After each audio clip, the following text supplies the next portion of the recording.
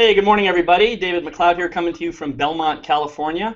My buddy Tommy is not available today, unfortunately. He's on vacation, having a great old time, riding in his ATV vehicle with his fancy new goatee, and I don't know, he'll be back next week.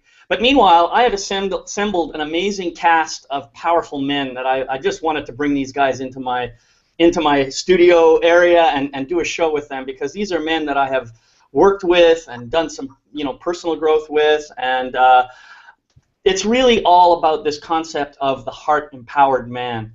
I think if you look around today, you'll see that there's still a lot of posturing and a lot of chest beating and a lot of I'm better than you kind of stuff going on in the world, and I don't think that serves our world, and I actually think that kind of macho image is not really viable anymore. And so what I'm trying to do is help these men and myself bring in this idea of the heart-empowered man. And so to help me do that, I've invited three amazing, beautiful men, and one of these is my good friend Chris Kyle, who's a member of the Mankind Project, a coach, and the founder of the Ascendant Company.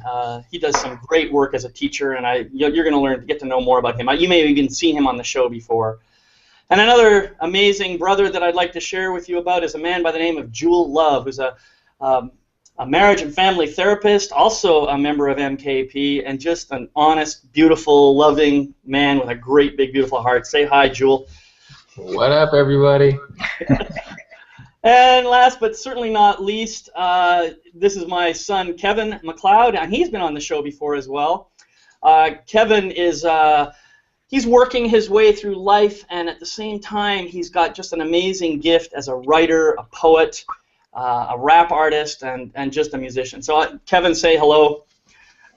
Good morning. Hello. Yeah.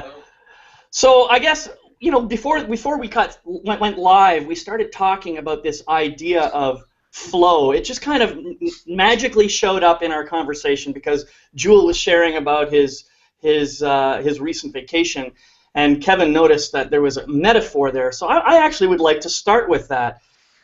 What is it to be in flow, and how does that impact our hearts? Anybody want to take a kick at that? I'll start off. All right, there we go. I love it. This is called men going with the flow. Yeah. It's called blocking. Well, that's what it is. I mean, the metaphor was, Jewel was sharing a little snippet of his weekend. He was out by a river there, and they weren't able to go into the river because there was some algae that had come up in the river because the flow was too low. And I thought that was kind of pertinent to what we're talking about when in our lives we can kind of become blocked in our hearts and sort of stop up the flow of love, whether inward or outward, and sort of become stagnant ourselves. I thought that's kind of pertinent to the heart-empowered man being someone who really allows that flow of love and energy through his heart. Mm. Yeah, I could add to that. So I think about alignment. Like in yoga, they talk about the proper alignment, and if you feel like a sense of pain, it's a call to awareness and to attention to readjust and find the proper alignment. So something to the nature of when we find the right alignment for who we are, which could be unique, is unique for each individual, although there is some overlap. Our energy, our ashe starts to flow and our life starts to blossom. And a lot of time that has to do with the relationships with the people around us. Our loved ones, significant others, the brotherhoods we're a part of, all can help us put us into proper relationship, which can let our energy, love, power, essence start to flow. So just riffing off that concept of flow. Yeah. Mm-hmm.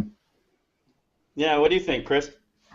Yeah, I love it. I love what we're talking about in terms of flow, and I hold it through my whole body. So a lot of my practice is about really looking at my core centers of my belly, my heart, and my head. And if I really am aware of and really consciously move flow from my belly center, which is a lot about I'm here, I'm grounded, I'm present, and then moving that into an open heart. So my heart is I'm open, and then I'm aware or awake. And so this idea of flow for me is a full energetic flow in my whole body, that also moving out connects me to the above, whatever that is, and for you, and this kind of source and sense of energy that's beyond me, and then also rooted and connected me down into the earth and into the natural world. And a lot of my journey has been about bringing more flow by drawing on the wisdom of the natural world. So again, to your point, Jewel, of being out along the river and being with other humans in this beautiful setting and being moved and inspired by the natural world, or as Bill Plotkin would call the more than human world. So it's not just nature and man. It's not nature here and man here. It's the more than human world, which includes the human. And if I can bring more flow, drawing on the natural world too, more energy, more sense of connectedness, then the flow moves all the way from the earth up through me and into the sky and into all my relationships. So I feel myself expanded beyond just my human physical presence. And that increases the flow for me of connection. Yeah, that's really awesome, Chris. Thanks for that share. And you know, as we're talking about this, and you mentioned the head, and I think that's an important point to mention, because a lot of people, not just men, but a lot of people, probably in large measure because of the way our society is constructed, we end up spending a lot of time in our heads. We end up living our lives according to logic, according to rationality, according to, you know, sequential things and mathematical stuff and everything. I mean, which is great, and it has its own place in the world. But what I notice about myself is this is how far my head goes, you know, and there's a whole bunch more down here. And so, Chris, you kind of alluded to that, getting that flow going. If I can get out of my way here and start opening up channels, all of a sudden, a whole bunch of new stuff starts happening. I'm no longer bound by the rational. I'm no longer bound by these logical thoughts, and I can open myself to greater possibilities. That's really where I think the beauty starts to come in. And so this whole notion of open-heartedness and being empowered by our heart starts to have an impact. And I notice that all of us here, we've all gone through the MKP training, we've all done the New Warrior training, and I think for many of us, that was probably a turning point in our lives. It certainly was for me. I can't speak for you guys, but I know, having known you guys, I know that you had a transformative experience as well. But for me, that was where my heart really broke open. And that was when all of a sudden I had a whole new perspective on life. And it was pretty damn amazing, frankly. Yeah. Yeah, well, it's funny you talk about that, because what came to me as you were saying that is a big part of my play and my practice in the last 10 years has been dance, you know, movement, ecstatic dance, but also been doing salsa with my wife, so a structured dance as well as the free dance of ecstatic dance.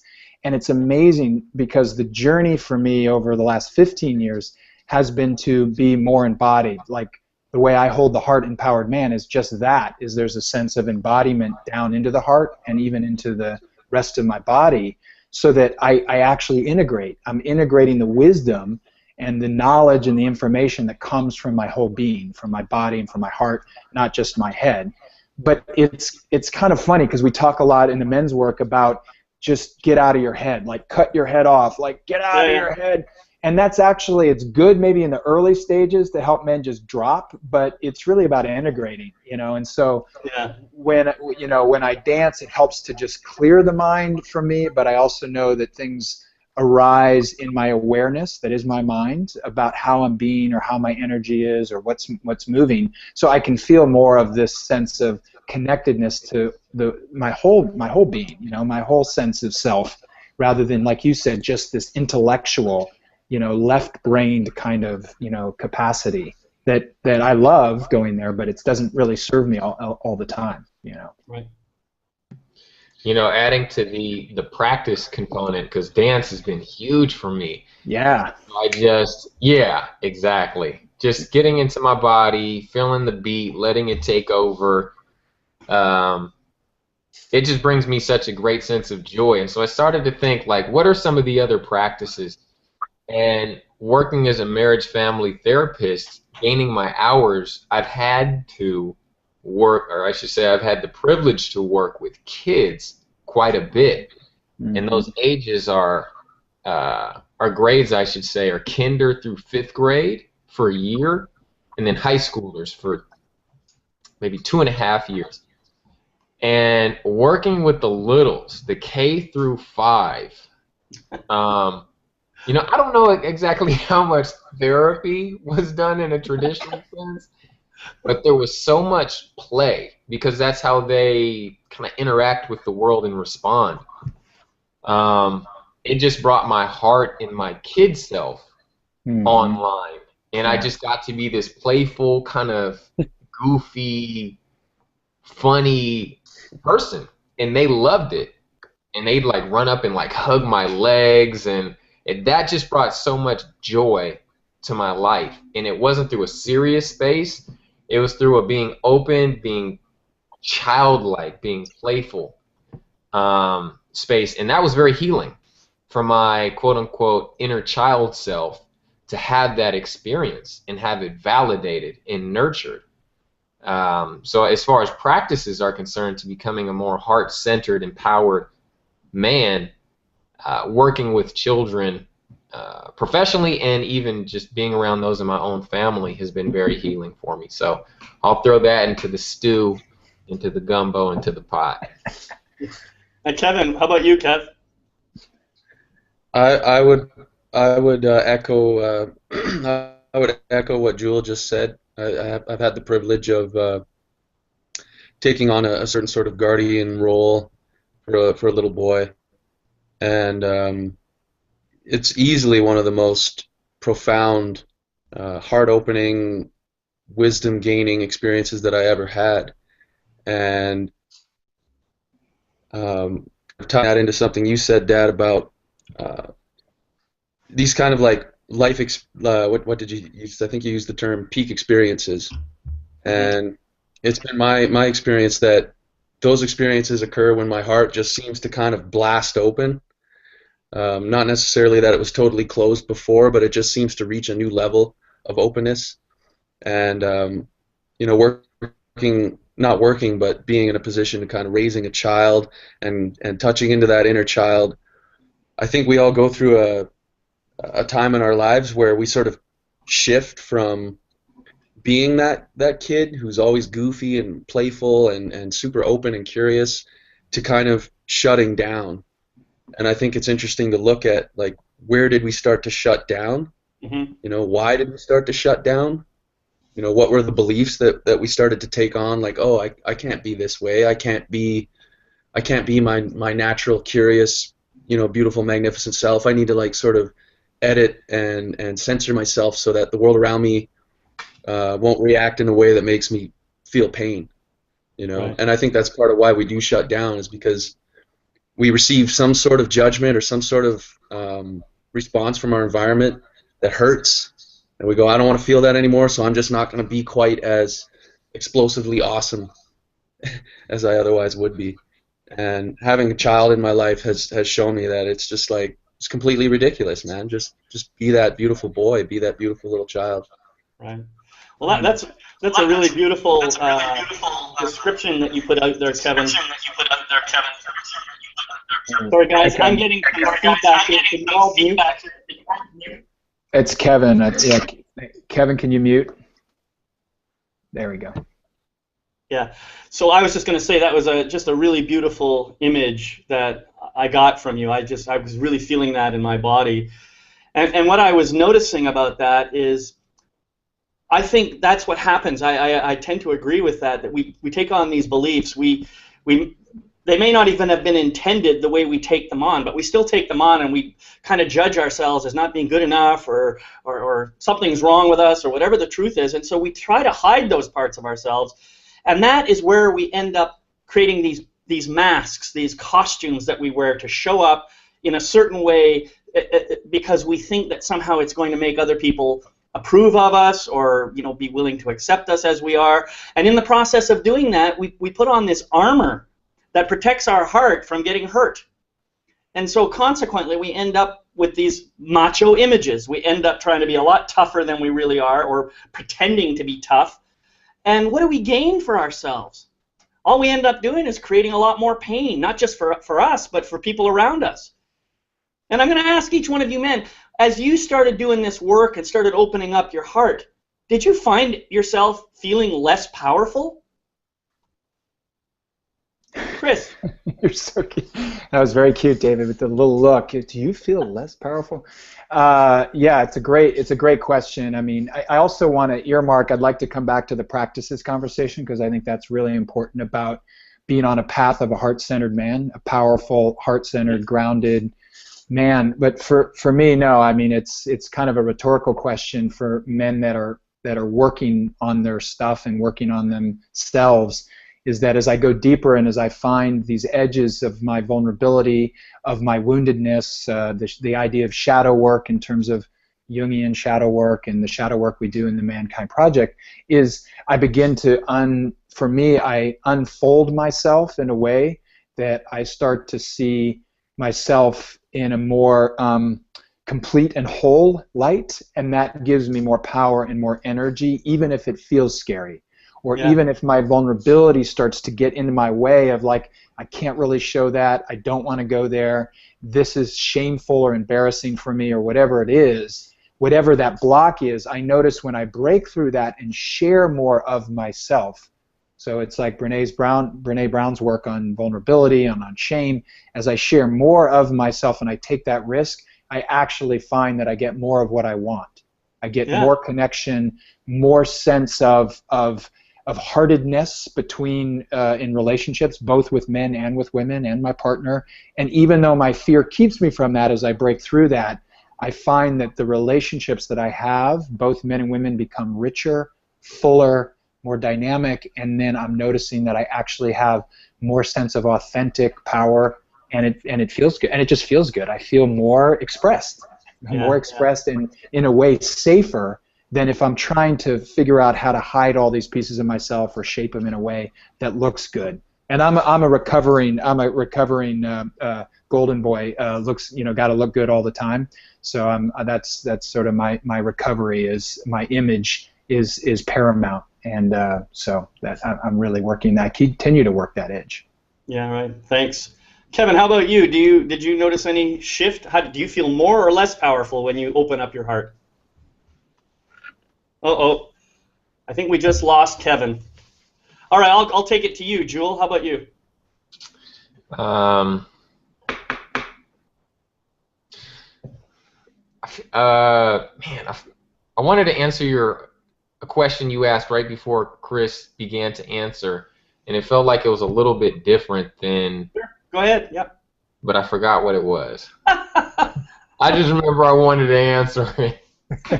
So if it comes back, I might jump back in with that. A more heart-empowered man, do I feel more powerful? Okay, so it just came back. And it was that in therapy, in psychotherapy, Jungian depth analysis, as well as in the Mankind Project, what I noticed was collaboration between men. And that was the goal. There was no man that was an enemy or a competitor, but everybody was in the circle or in the community to help me grow, and they had my back. Yeah. And that was a unique dynamic, and affirmed my manhood in a way that I had been wanting to be affirmed. So when I went into analysis, when I went into the MKP community, that was already who I was. I had already been seeking and searching through the different communities, the yoga communities, the sexuality communities, the race communities, the academic communities, etc. But that was already my seed, if you will, of the man that I was becoming. So finding the right atmosphere just felt at home for me. So the initiation was really an initiation to myself, an awakening to who I actually already was. And I think that's probably the same for a lot of men out there. Yeah. But for whatever reason, there's the man box, which for me I think is probably a little more individualistic, competitive. Not that there isn't a place for that as well, but like you were talking about, Chris, feeling whole and complete. That's what men's work, the men's community, this healing work has done for me. It's nurtured that aspect of myself which was in shadow or underground or hidden, and brought it into light in a community setting, which was actually really important. Yeah. To have a community validate it and say, I am we as men, which has been very healing for me, because now that place, that part of myself is at home. It has a home. So, great. yeah, So I feel we got better. Kevin back here. I feel better. I want to just get Kevin on here. So, Kevin, did you have a chance to think about, I know you accidentally dropped off there. The question I was asking was, did you, as you feel more open and heart empowered, how do you find your sense of power? Do you find it's stronger and more real, or do you find a shift? Oh, I mean, it's like total expansiveness, you know? It's like, to try to use an analogy, I mean, it's like going from a four-cylinder Volkswagen Beetle to, an F1 supercar, Wow. to use an analogy. You're supercharged, you're turboed up, and the whole, it seems like the whole universe just steps in closer.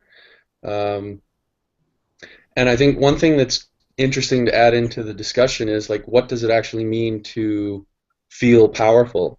What does it actually mean to be powerful? I think, if we're kind of comparing paradigms, the sort of macho, more heart-constricted paradigm of a man, it comes with this idea of power over others, power over nature, domination, conquest, those kinds of things. Whereas this is a different type of power. It's a shared. It's about lifting others up.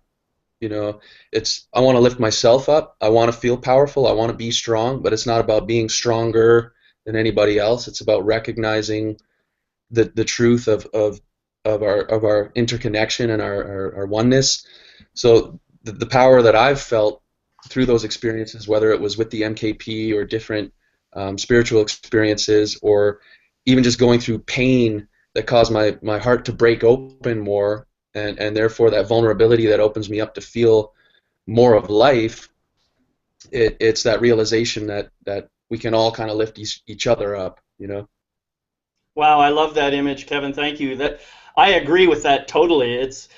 There's a whole different sense of energy associated with those two different kinds of power. I know, I've had the experience of both, having power over and power with, and they're two completely different experiences. And I have to say, if I had to choose, I would absolutely choose power with. There's something enlivening, emboldening, and just uplifting about that kind of power that can't be obtained by trying to dominate somebody or something, or have control over things. And this comes back to the idea of flow.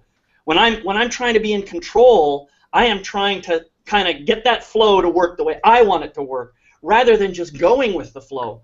The flow has its own life. It has its own consciousness. It has its own, like a river is just going to go where it's going to go. And if I try to dam it up, I generally create some kind of conflict when I do that. So that's power over. If I just go with the flow and take advantage of the way the river's flowing right now, then I can take advantage of that power and just feel it and just love it. There's a huge difference there. So thank you for bringing that up. And then there's one more thing that came to my mind as this conversation was going on. I'm pretty sure I'm speaking for all of us here, but I know for me, when I'm feeling in that place of authentic power, that's when I feel aligned with my personal spiritual mission. I feel much closer to what I'm here to do on this planet. And it just seems like my mission all of a sudden starts to blossom, and everything I'm doing tends to focus or be aligned with that mission. Do you guys have that same experience?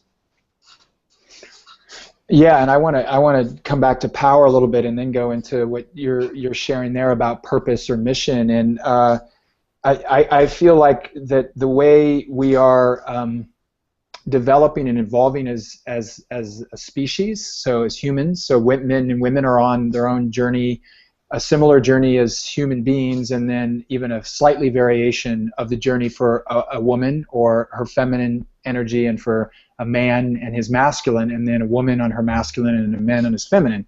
So there is so much on this journey of what does it mean to be on the next evolved step, right? I mean, so there's like, you can't really say, oh, that's bad, like that way of being is bad, that's good, and for thousands of years that's bad, this is now good. That's not very that's not evolved thinking. That it's much more, we've evolved where we've evolved, and some of the patterns that we've developed as men have actually been very, very important for our survival, important for building culture, building things, making things work. And just what I notice is it's about me being aware of and how to include that side of me. And this is where the heart-empowered man, or the man with strength with heart, is that there has been a shift to, for men over the last 20 to 30 years, 40 years, is a kind of a feminization of a lot of men, or a reaction to that feminization even into more masculine machismo, you know, like an avoidance of that. And so as their gender roles have been all over the map over the last 20, 30, 40 years, it's now interesting to see the evolution that feels like it's all about integration, right? I integrate these sides of myself. I bring the strength of my manhood and my manliness, along with beginning to balance more of that with the feminine flow. We've been talking a lot about flow, and that's feminine energy. David, when you talk about purpose and mission and clarity, and that's where I'm going, and I bring strength and energy and movement and direction, that's masculine, you know. And so how do I stay in some sense of flow and openness? And then how do I bring that to some kind of firm clarity that this is where I'm serving, this is where I'm going, this is what's important to me, that's going to support and serve other people. And that's where power, for me, authentic power, really emerges in our age now, is a man who is grounded in his body, understands the dance of the masculine and feminine, can be in flow with needed, but then can actually be very directional and focused when needed. And that's strength with heart. That's strength with heart. That's the empowered, hearted man that actually can bring both of those. And it's so much of it tends to still be bring more of the feminine, and the heart open man is, you know, I don't want to feel over feminized, meaning I still want to bring that strength of the masculine with a big open heart, you know. And that as I bring those together, that's where I begin to really show up. And so for me, if I don't have some sense of purposeful work, then I'm not going to be in my full power as a man. That's just, I see that with every man that I work with. If they don't have a clear sense of purpose, they are not powerful. Right. Yeah. This is really awesome, guys, but I hate to tell you this, we're almost out of time. No! It's been an awesome discussion, but here's what I'd like to do to finish up. I'd like to get each of you to offer something that people who watch the video later on can get for themselves to help them get more into the flow, into their mission, and into their heart. So Kevin, how would you like to start? Would you like to share first?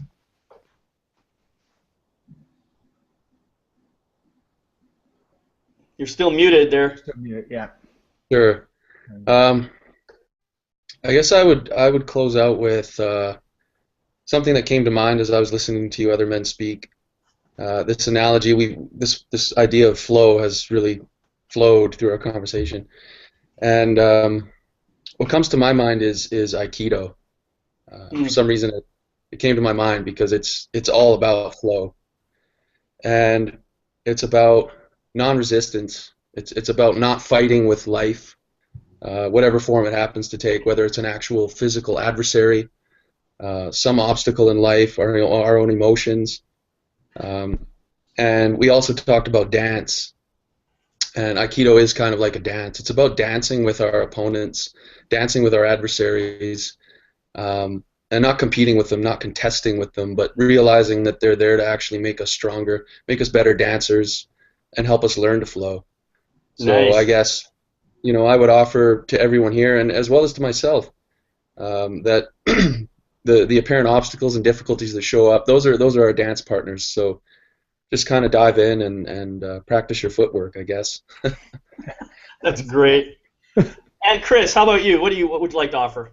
I love that. I love what you just shared, Kevin, and I agree with it. And I would add one piece to that in Aikido there's an absolute presence and focus on what's moving and happening, and there is a groundedness that happens along with the flow. I know the movements. I've studied. I've practiced again and again and again the throw, the movements, moving with flow, and so.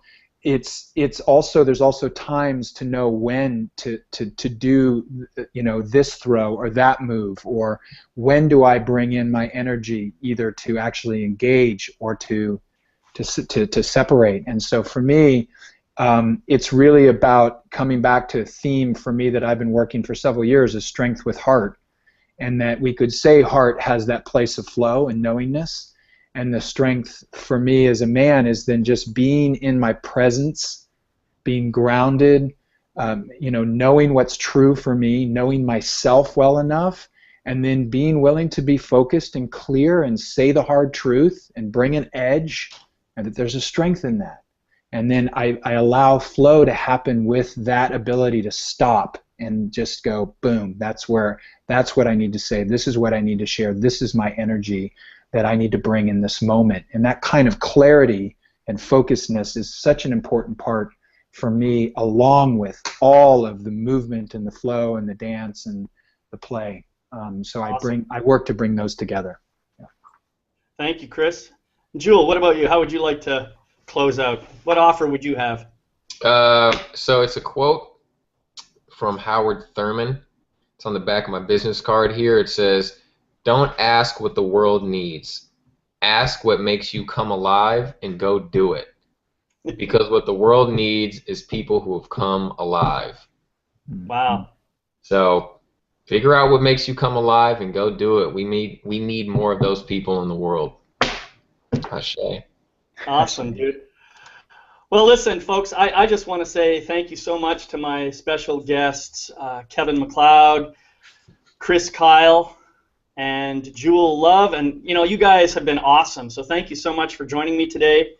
And next week's, folks, Tommy will be back, and we're going to be discussing a different topic. Our topic is all about our belief systems and how we kind of get ourselves lodged in those things. And so the title of our talk next week is Believe 6 Impossible Things.